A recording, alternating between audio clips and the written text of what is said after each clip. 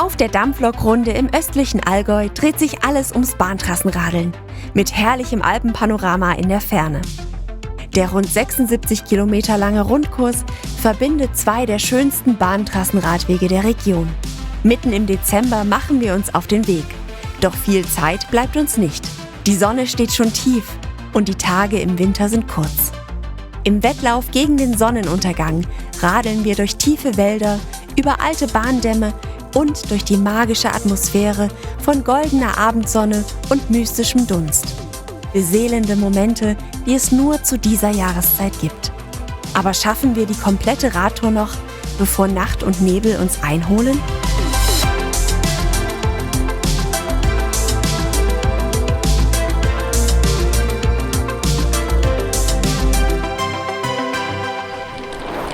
Servus miteinander! Hi zusammen, willkommen aus dem wunderschönen Bergland, Alpenvorland. Wir sind heute auf einer ganz besonderen Tour und zwar auf der Dampflokrunde im Ostallgäu unterwegs. Genau, das ist eine schöne kleine Runde mit Bahntrassenanteil. Der Name kommt ja nicht ohne Grund. Wird wahrscheinlich auch viel Bahngeschichte auf diesem Weg zu sehen sein. Die Runde startet man am besten von Kaufbeuren aus oder von Markt Oberdorf. Wir sind jetzt aber, da wir von Garmisch auskommen, nach Schongau gefahren und sind jetzt hier auf einer 9 Kilometer langen, sehr schönen Strecke jetzt hier in den nächsten Ort gleich reingefahren, nach Borgen, wo wir dann auf den Radweg dann fahren werden. Die Strecke von Schongau bis hierher an sich war schon ein absolutes Highlight. Wir sind erstmal vom Bahnhof Schongau aus hoch, eine richtige Bergetappe bis zur Altstadt gefahren. Und ja, dann ging es eigentlich auch schon weiter mit der Landschaft, die sich dann einfach vor uns geöffnet hat, mit einem tollen Panorama auf die grünen Hügel und auf die Alpengipfel in der Ferne. Das hat schon mal richtig Freude gemacht und so gut gelaunt und motiviert starten wir jetzt auch in unsere Tour, die ungefähr 80 Kilometer lang sein wird. Genau, es stehen 500 Höhenmeter an und vielleicht sehen wir noch ein paar niedliche Tierchen. 2 Esel haben wir schon gesehen, ein Huhn. Und ja, dann nehmen wir euch jetzt gerne mit und viel Spaß euch schon mal. Vielen Dank fürs Einschalten und gute Unterhaltung euch.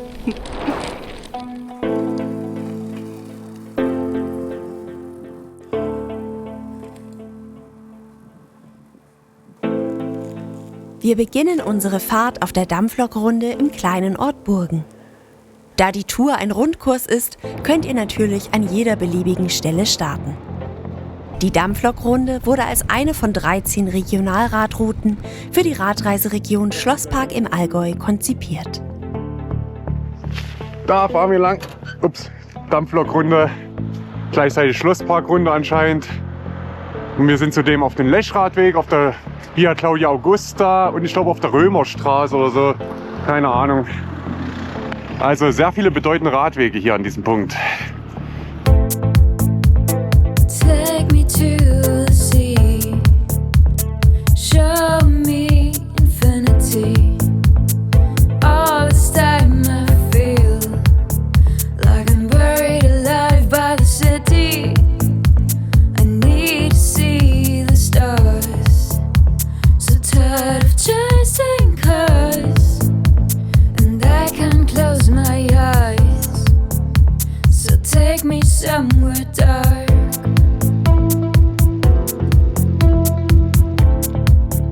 So take me somewhere dark.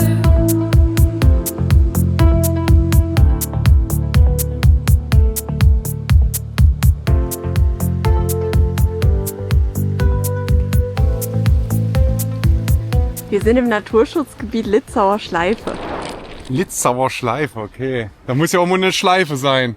Hier ist sie noch nicht, aber es ist trotzdem unglaublich schön. Also die Tour haut uns hier nach den ersten Kilometern schon ganz schön vom Hocker. Da müssen wir echt aufpassen, dass wir wieder früh genug dann in Schongau ankommen, dass es dann noch einigermaßen hell ist. Weil insgesamt sind das ja fast 80 Kilometer jetzt bis zu dem Bahnhof wieder. Hat sich jetzt schon mal gelohnt, heute früh aus dem Bett zu steigen, obwohl Wochenende ist und sich in den Zug zu begeben in der Kälte. Und jetzt kommt die Sonne raus und es wird direkt irgendwie warm. Herrlich. Ganz schön bisher. And I will count the stars for you, and night sky will be the only roof we need, so we can see into infinity.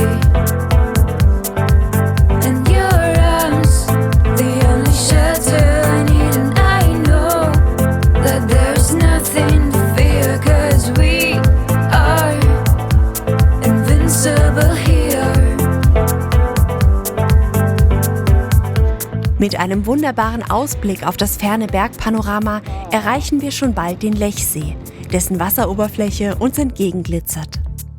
Der See besteht aus dem aufgestauten Wasser des Lechs. All this time I thought I was feeling alive in the city. Auf einer Straße entlang des Gewässers radeln wir in das Dorf Lechbruck am See, welches in der Vergangenheit für seine Flößerei bekannt war. Doch ab dem Jahr 1899 drehte sich hier alles um ein moderneres Verkehrsmittel, dessen Spuren wir gleich verfolgen sollten. And we pretend that we can fly.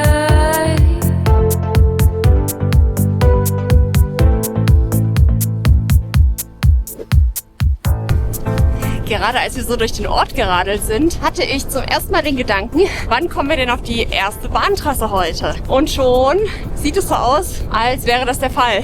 Und hier auf dieser Strecke mussten sich wahrscheinlich die Dampfloks ein bisschen anstrengen, denn es geht auf jeden Fall ein paar Prozent bergauf. That there's nothing to fear, 'cause we are invincible here.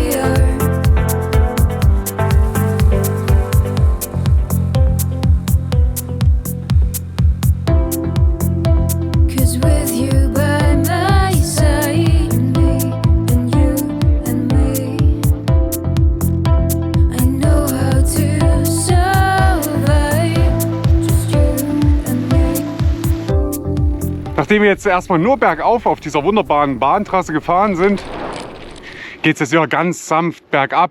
Im Sonnenschein, Mitte Dezember, bei so Schwanken zwischen 2 und 9 Grad.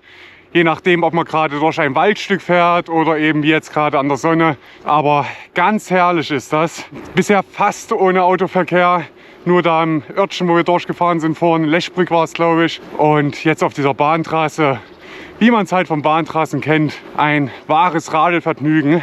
Und wir sind echt begeistert bisher, wie toll das ist. Und es lohnt sich auch definitiv, das hier jetzt im Winter zu machen. Überall liegt noch Nebel, überall dampft es irgendwie.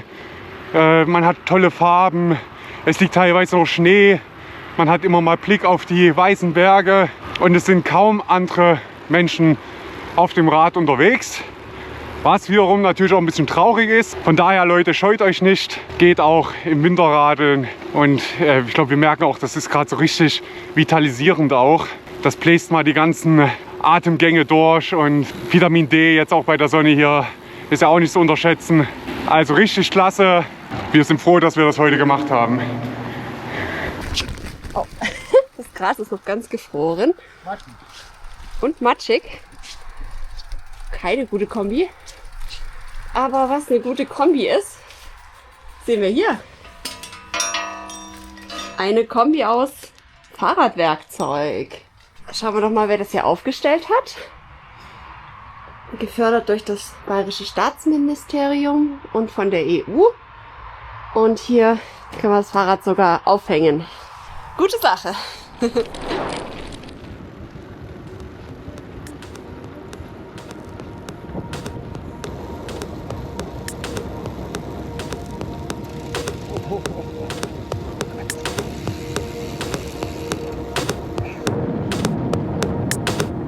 Der Bahntrassenradweg zwischen Lechbruck und Marktoberdorf führt auf 22 Kilometern durch herrliche Landschaften.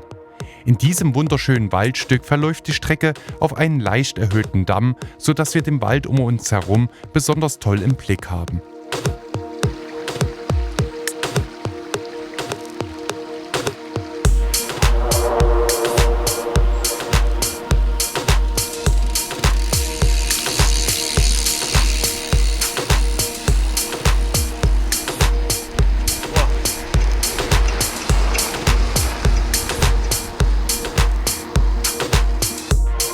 Bald schon bekommen wir wieder eine weitläufige Aussicht auf die Landschaft in der Ferne und entdecken auch ein historisches Bahnhofsgebäude am Wegesrand.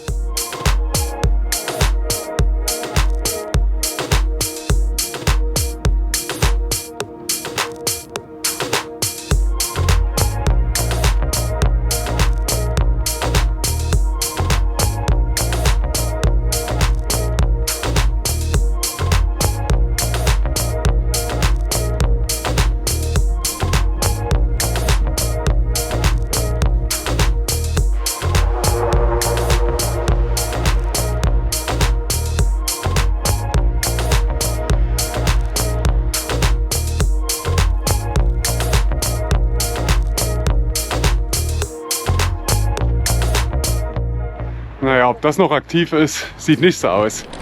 Aber zumindest heute zu. So, wir müssen aber auf die andere Straßenseite. Also der Radweg bisher ist echt top. Seit Lechbrück mussten wir nicht mehr auf der Straße fahren. Ich bin mal ein bisschen gespannt, wie es dann in den Städten aussieht. Wir müssen ja bald in Markoberdorf sein und dann in Kaufbeuren noch. Ob das dann immer noch so gut funktioniert, lassen wir uns überraschen. Eine Liegebank mit Blick auf die Alpen da hinten. Auf die, ja, sind das jetzt die Allgäuer Alpen? Der Mountain Dude, falls ihr den Kanal noch nicht kennt, ist er mal unten eingeblendet.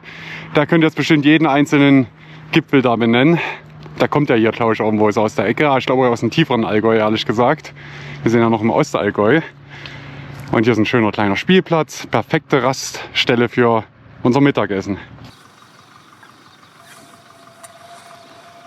Es gibt frische Brötchen vom Bäcker aus Fahrrand, die haben wir heute früh noch ergattert.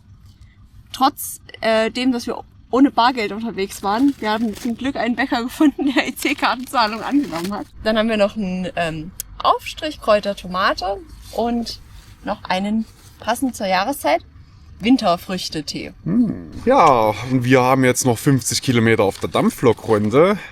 Bei jetzt schon, naja, es ist kurz nach 1 jetzt, glaube ich. Das heißt, müssen wir schauen, dass wir noch im Hellen ankommen. In Schongau werden wir auf jeden Fall nicht mehr im Hellen ankommen, aber das ist ja dann egal. Also es ist ein perfekter Tag heute. Wir haben jetzt lecker Essen, wir sitzen hier auf einer schönen Liegebank, wir haben einen Blick auf die Alpen, die Sonne scheint. Der einzige Wermutstropfen, den ich vielleicht noch anmerken darf, ist, dass meine Füße ziemlich kalt sind. Habe ich ein bisschen unterschätzt, dass es doch so kalt wird. Ja, und da ich immer der Pessimistische bin, habe ich noch 2 weitere Wermutstropfen. Einmal der Traktor hinter uns, der die ganze Zeit läuft.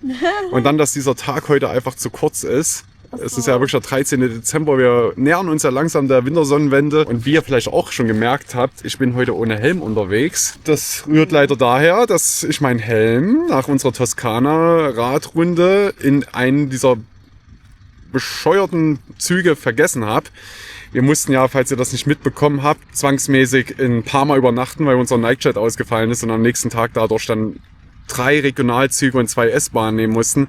Und in einem dieser Züge habe ich natürlich meinen Helm liegen lassen anscheinend, weil alles so hektisch war auch. Ja, haben schon alles überall nachgefragt bei Trenitalia und die Italiener sind da auch nicht besonders kommunikativ und geben irgendwie nur komische Antworten. Und es scheint so, als wäre nicht gefunden worden. Ja, der Helm, den ich erst im August, glaube ich, gekauft hatte. In Ehrwald? In Ehrwald, zu unserer Tour an der Leusach entlang, der auch um die 100 € gekostet hat. Ja, ist dann nur auch weg. Jetzt waren wir in Oberau, weil da der nächste vernünftige Fahrradladen ist von Garmisch aus und haben da jetzt einen Helm bestellt. Und der kommt jetzt aber erst nächste Woche dort an. Dann fahre ich auch wieder mit Helm, versprochen. Also es ist heute eine Ausnahme und deswegen haben wir uns natürlich auch eine Tour ausgewählt, die nicht ganz so gefährlich ist. Aber dennoch, gerade auch jetzt im Winter, wo es doch mal vielleicht auch glatt werden kann, trag lieber einen Helm. Aber jetzt gibt's erstmal Essen. Da brauchen wir keinen Helm. Danke. Also wir haben gerade gesagt, wir könnten hier noch Stunden sitzen bleiben. Es ist so herrlich gerade, wenn da nicht immer dieser Zeitdruck wäre. Das ist so das einzig Blöde an Radtouren, die auch etwas länger sind. Und wenn dann die Sonne schon so früh untergeht. Aber das beklagen wir uns. In nördlichen Ländern ist es noch viel schlimmer. Wir müssen weiter. Ja, weiter geht's. Füße sind jetzt ein bisschen aufgewärmt durch die Sonne, glücklicherweise. Und Magen ist gefüllt. Ja, und jetzt geht's weiter auf diesem wundervollen Radweg. Da ist es doch, ja, auch einfach eine Freude, den Tag mit Radeln zu verbringen.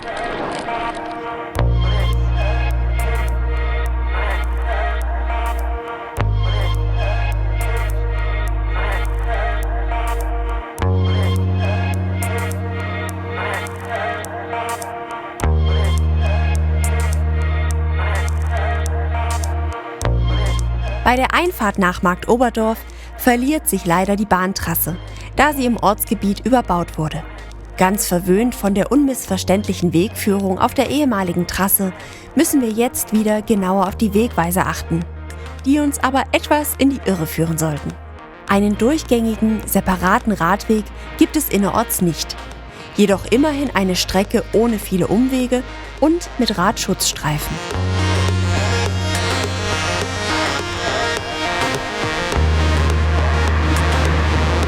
So eine riesen Oschi.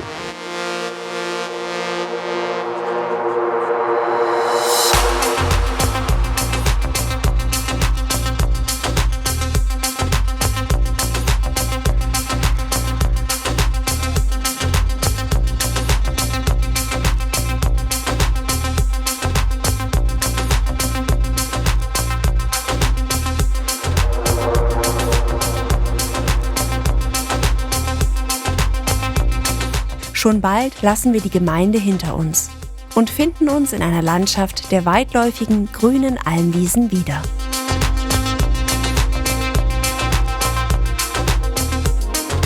Auf asphaltierten landwirtschaftlichen Straßen lässt es sich gepflegt und total entspannt radeln und nebenbei die Natur genießen. Wir sind begeistert von den trotz Dezember grün leuchtenden Wiesen und den strahlenden Sonnenschein.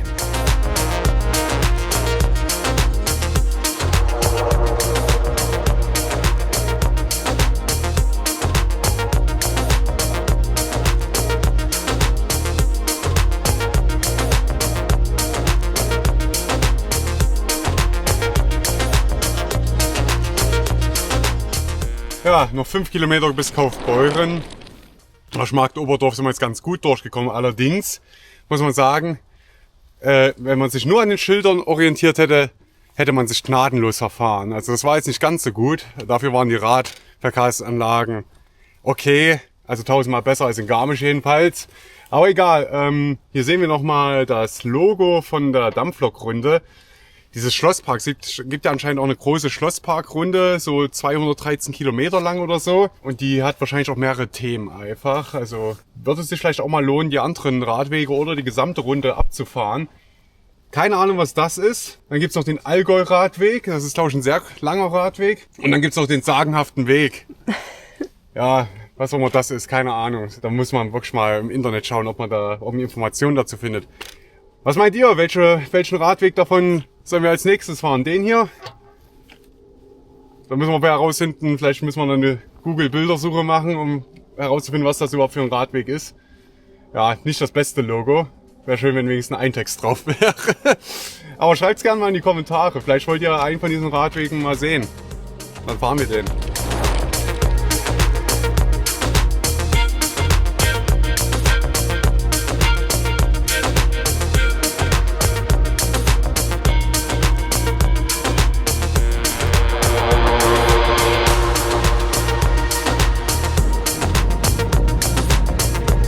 Auf ruhigen Nebenstraßen gelangen wir nach Kaufbeuren. Im Gebiet der 46.000 Einwohnerstadt sieht es mit den Radwegen eher mau aus. Hier in Kaufbeuren wird der Start der Dampflokrunde auch offiziell empfohlen. Für alle, die mit dem Zug anreisen, ist das besonders bequem. Die Direktfahrt mit dem Regionalexpress von München-Pasing aus dauert nur 1 Stunde. Hier in diesem Kreisverkehr für Radfahrende. Wo müssen wir lang? Alles zurück. Nach Auerstetten. Nee. Das ist ein Fahrradkreisverkehr. Es gibt einen Fahrradkreisverkehr, das macht es schon besonders hier.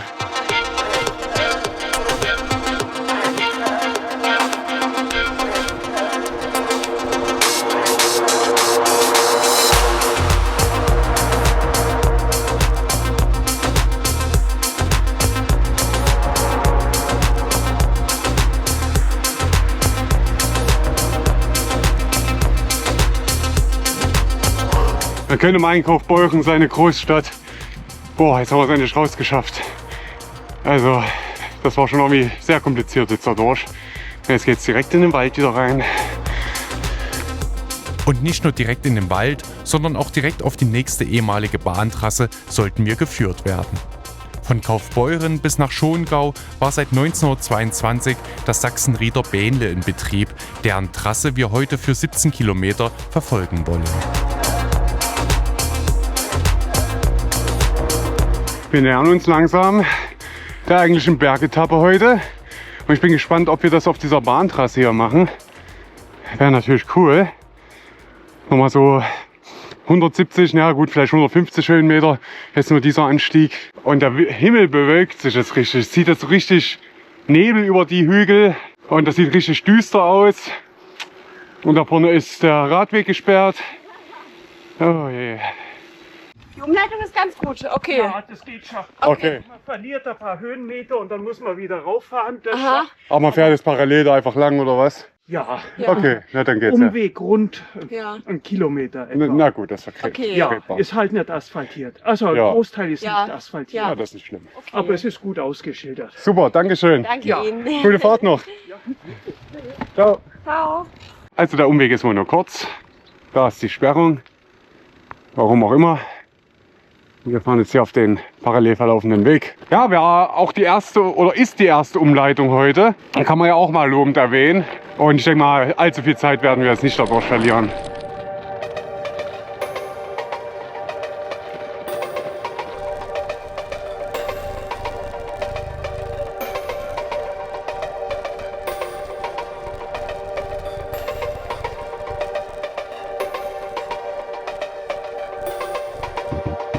Während wir im großen Bogen um die Bahntrasse herumstrampeln, verändert sich die Stimmung von Minute zu Minute. Es wird dunkler und die Sonne verschwindet hinter dicken, grauen Wolken. So, wo jetzt lang? Nach einem weiteren Schlenker durch eine kleine Ortschaft, verbunden mit einigen zusätzlichen Höhenmetern, gelangen wir glücklicherweise zurück auf unseren Bahnradweg.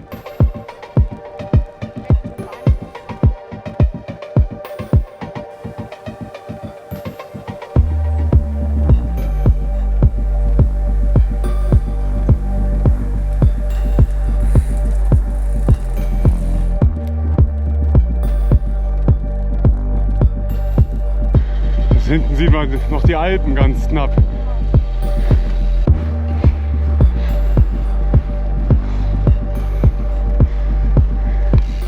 Ja, das ist das erste Bahntrassen-thematische, was wir auf diesen Bahntrassen bisher gesehen haben. Eine alte Lok. Eine kleine Diesellok. Die Experten unter euch kennen die wahrscheinlich, wissen ganz genau, wie die bezeichnet wird. Also schön, dass wir jetzt wieder auf der Bahnstrecke sind. Es ist trotzdem, auch wenn jetzt der Nebel so runterzieht, ein sehr angenehmes Fahren und ja, hat auch was in dieser bisschen mystischen, etwas winterlicheren Stimmung. Hier sehen wir es auch nochmal, warum das Dampflok-Radweg heißt. Fuhren natürlich früher Dampfloks. Und 1923 wurde sie eröffnet. Und das war dann die Verbindung zwischen Schongau, wo wir heute noch hinfahren müssen, bis Kaufbeuren. Und 1972 wurde dann die letzte Fahrt hier gemacht. Mit 500 Fahrgästen nochmal. Warum die jetzt eingestellt wurde, steht hier nicht. Und für uns ist es gut, weil jetzt können wir hier mit dem Rad schön entspannt langfahren. So sieht's aus.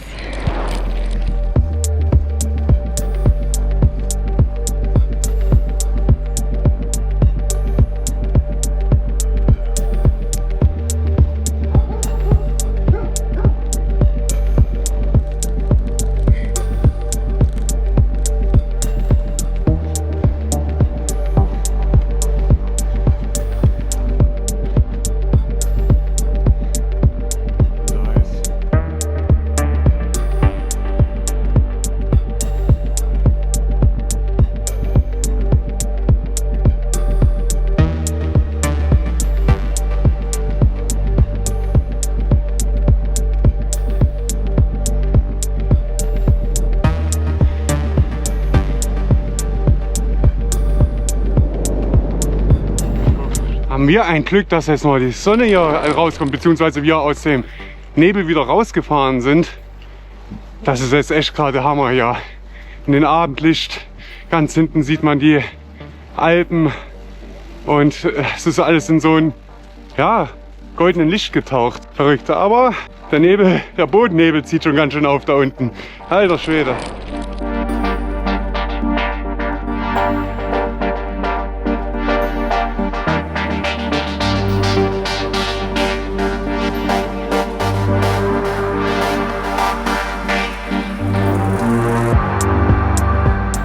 Bei fast schon goldenem Abendlicht genießen wir diesen Abschnitt des Radwegs in vollen Zügen. Eine herrlich abwechslungsreiche Wegführung auf einem Höhenzug und über hölzerne Brücken bis zu einem Felseinschnitt mit Natursteinmauer und Wald. Hier ist Bahntrassenromantik pur angesagt.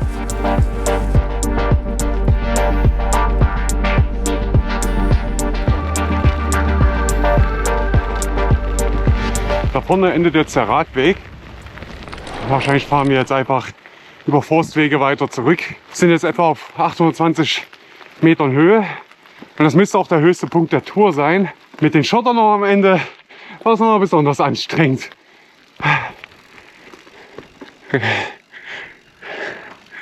Hier geht es direkt weiter. Langsam geht uns echt die Puste aus. Wir müssten echt noch mal auch was essen. Aber jetzt sind wir hier gerade mitten im Wald. Wir wollten ja schon noch im Hellen zumindest wieder die Runde beenden. Nach Schongau werden wir definitiv nicht in den Hellen kommen. Aber vielleicht machen wir dann, bevor wir dann wieder nach Schongau fahren, noch mal ein kleines Päuschen.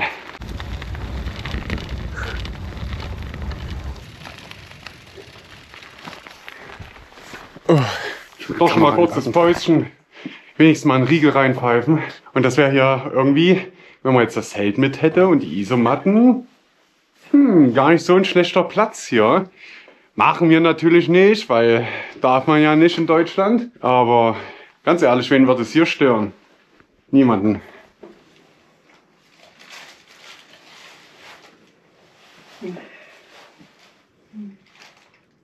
Gut aktiv für eine.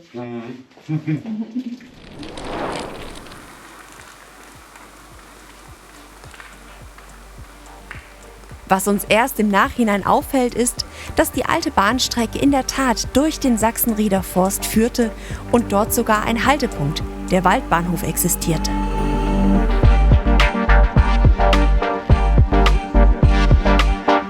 Bei der Fahrt auf Schotterwegen zwischen den Fichten und riesigen Baumstammlagern kommen Erinnerungen nach Thüringen hoch. Auch dank dem vertrauten Duft aus Fichtennadeln, Holz und Erde. Es wird immer dunkler und wir fahren irgendwie immer tiefer in diesen Wald gefühlt rein. Anne hat ein bisschen Probleme mit ihren Händen. Die tun ihr weh, weil sie die ganze Zeit lange Handschuhe anhatte, die aber keine Fahrradhandschuhe waren, also ohne Polsterung. Und jetzt hat sie versucht, die kurzen Handschuhe anzuziehen. Jetzt sind natürlich die Hände zu kalt. Ich muss auch gleich meine langen Handschuhe anziehen. Grüße gehen raus an die Gravelbike-Runde der TU Ilmenau, mit der wir immer schön und vor allem im Winter abends durch die Wälder gestreift sind mit unseren Gravelbikes und genau solche Strecken hier gefahren sind. Es erinnert uns gerade so sehr dermaßen daran. Also was wir da alles gemacht haben, meine Herren. Durch den Regen, durch den Schnee und im Sommer durch die Hitze natürlich. Boah, was ist denn das hier für ein Weg? Rechts geht's nach Schongau, da wollen wir auch hin. Ingried ist der nächste Bahnhof von dieser, also ehemalige Bahnhof. Und da geht's nach Schwabsäuen und Sachsenried. Zum Glück müssen wir nicht diesen Weg fahren, das sieht irgendwie nicht so gemütlich aus. Und hier gibt's auch die afrikanische Schweinepest mal wieder. Wie schon im Naturpark Hainisch, als wir da mit Pet E-Bike durchgefahren sind. Boah, ja, ich glaube, ich ziehe jetzt mal auch meine langen Handschuhe an. Oh, jetzt ist hier der Wald auf einmal zu Ende. Gerade eben sage ich noch, dass wir mitten im Wald sind und noch immer tiefer reinfahren. Und jetzt sind wir draußen. Ja, und irgendwie sind wir doch noch auf der Bahnstraße. Das haben wir jetzt gerade dort bei dem Häuschen im Wald gemerkt, dass es hier trotzdem noch die ehemalige Bahnstrecke ist. Und hier sieht man es auch nochmal. Ja, eine Signalanlage. Und eine Signalanlage. Ja, da mussten wir fast den Radweg zu Ende fahren, um das zu sehen. Aber gut, wir hätten ja auch andersrum die Route wählen können.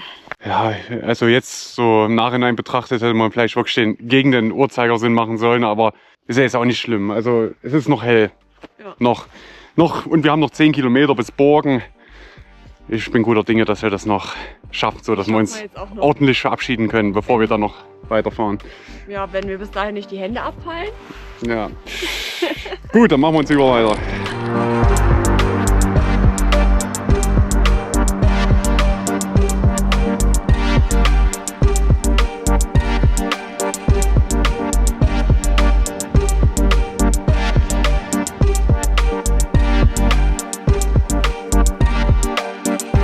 Mit dem letzten Tageslicht erhaschen wir noch einmal einen Blick auf ein fantastisches Panorama in der Ferne.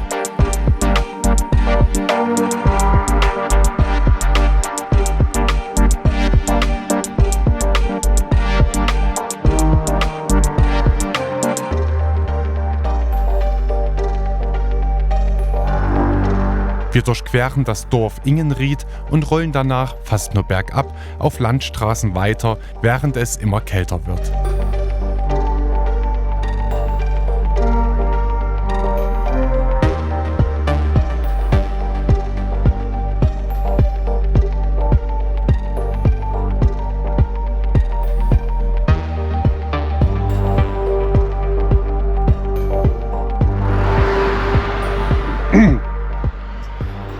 Also das ist jetzt schon ein bisschen tempting. Schongau 6,6 Kilometer. Ja, und wir müssen aber nach Borgen 5,9 und dann nach Schongau fahren. Was dann nochmal 9 Kilometer wären von dort aus. Aber wir haben euch versprochen, dass wir die Runde machen. Also machen wir sie jetzt. Die 9 Kilometer und 60, 70 Höhenmeter, dann schaffen wir auch noch. Oder was meinst du? Pure Begeisterung. Na gut, auf in den Sonnenuntergang.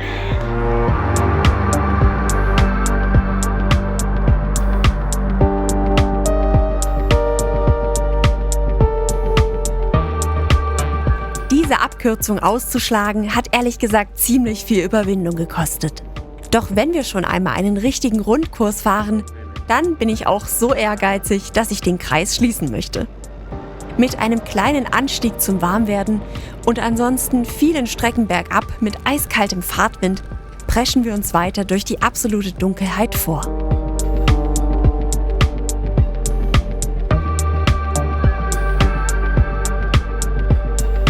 Wenig später erreichen wir bei vorweihnachtlicher Stimmung mit geschmückten Bäumen und Fenstern unser Zwischenziel.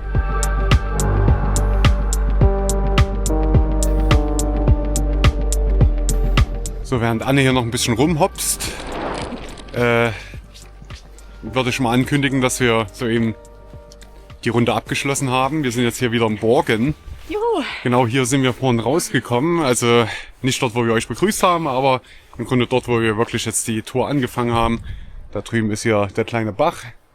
Und wir sind jetzt hier wieder auf der Via Claudia Augusta und fahren die jetzt eben auch wieder bis Schongau zurück. Freut uns sehr, dass ihr bisher dran geblieben seid. Ich hoffe, ihr hattet ein paar tolle Einblicke gewinnen können, auch wenn jetzt am Ende vielleicht nicht mehr ganz so viel zu sehen war. Wer möchte, kann uns jetzt gerne noch bis Schongau begleiten. Wird nicht allzu viel zu sehen sein, aber wir müssen auf jeden Fall nochmal irgendwo was einkaufen gehen. Den Abend.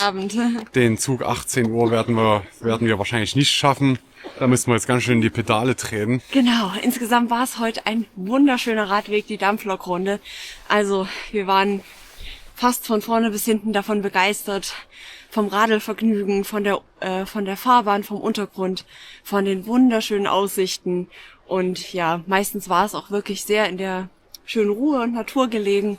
Bis auf ein paar kleine Schwächen in Kaufbeuren und Markt Oberndorf, die wir ja angesprochen hatten. Aber an sich können wir die Dampflokrunde euch sehr empfehlen. Definitiv. Also ich glaube, hätten wir jetzt einen Radweg-Tester dazu gemacht, oder einen Radwegetest, hätte es auf jeden Fall 4 Zelte von 5 gegeben. Ja. Vielleicht sogar ganz nah an den 5 schon. Also ja, ein paar Abstriche gibt's halt. Landschaft ist schon sehr schön auf jeden Fall. Ist jetzt nicht atemberaubend. Ja, man fährt ja nicht direkt durch die Alpen. Man hat sie aber immer mal im Blick und Abwechslung ist auf jeden Fall garantiert. Ja. Gut, für diejenigen, die jetzt nicht mehr mitkommen wollen, danke nochmal. Wäre super nett von euch, wenn ihr einen Daumen nach oben geben würdet, wenn ihr vielleicht einen kleinen Kommentar da lasst. Und wie immer, wenn ihr es noch nicht gemacht habt, abonniert uns gerne, aktiviert die Glocke, damit ihr auch weitere Videos nicht verpasst. Und ja, euch jetzt frohe Weihnachten zu wünschen wäre jetzt Quatsch, weil das Video wird wahrscheinlich erst später rauskommen. Von daher, wir hoffen, ihr hattet schöne Weihnachten. Und wir sehen uns dann demnächst wieder, in 2 Wochen vermutlich. Und macht euch bis dahin einen schönen.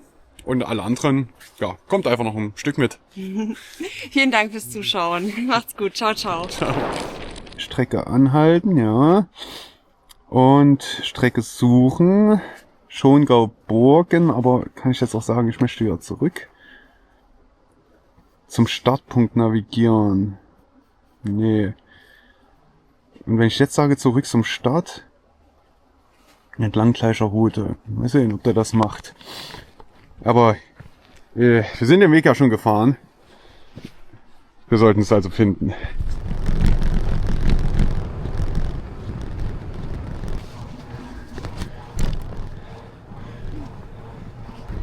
Ah, hier ist der Baum, wo wir euch vorhin begrüßt haben. Ja, man sieht nichts. Boah, jetzt sind wir wieder direkt in der Suppe drin. Also so einen dichten Nebel hatte ich nachts noch nicht. Also so schnell ist es Nacht geworden. Wahnsinn.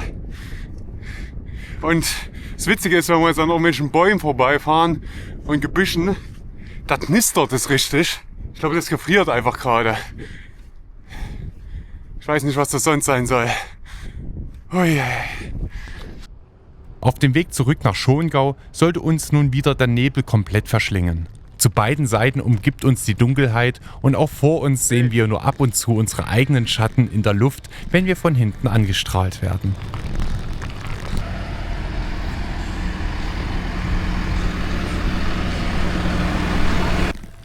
So düster wie es ohnehin schon ist, der Wald, den wir erreichen, ist noch dunkler.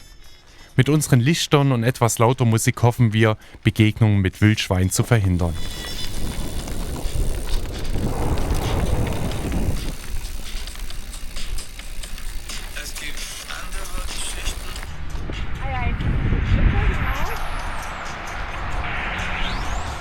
Nach der Überquerung einer Autobahn sehen wir dann schon bald die ersten Lichter des Gewerbegebiets bei Schongau.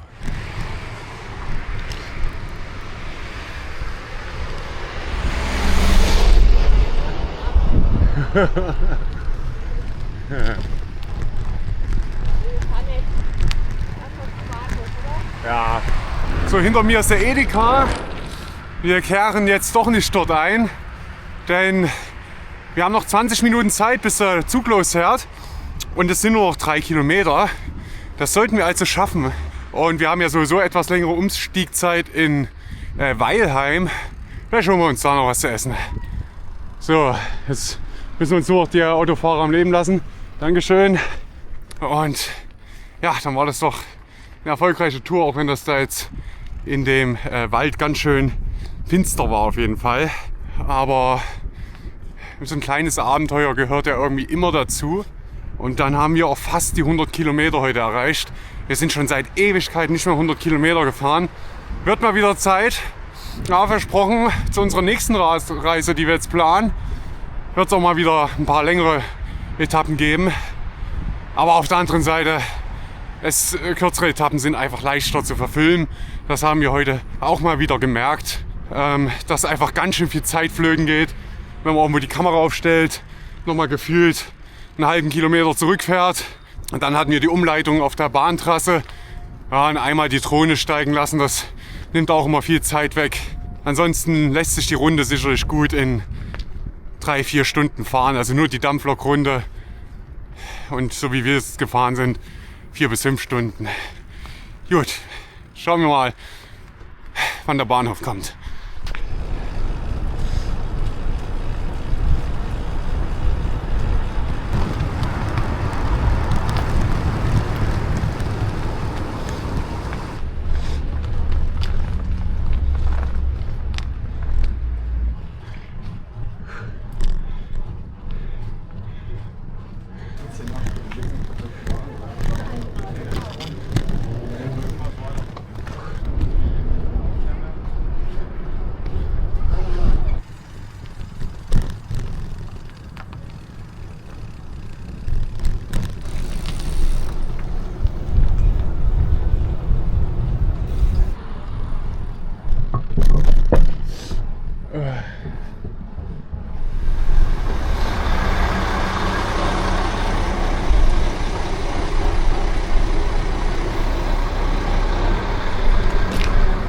So, heute mal was ganz Besonderes. Verabschiedung aus dem Zugwald. Das war jetzt eine Punktlandung. Wir fahren, glaube ich, in 2-3 Minuten los.